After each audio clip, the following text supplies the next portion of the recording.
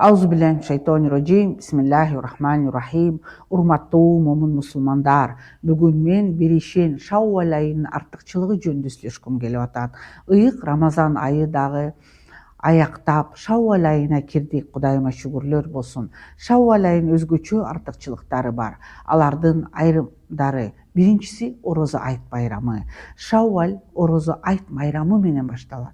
Экинчиси 6 күндүк орозо. Шаввалдан башкы артыкчылыктарынын бири 6 күндүк ыктыярдуу орозо кармоо мүмкүнчүлүгү.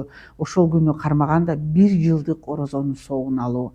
Экинчиси Рамазандагы кемчилдиктерди жоюу. Шаввалдагы орозо Рамазан айындагы мүмкүн болгон кемчилдиктерди толуктоону жолу катары да кызмат кылат.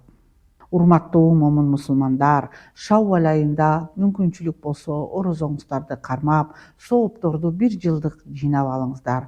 Саламу алейкум ва рахматуллахи ва баракатух.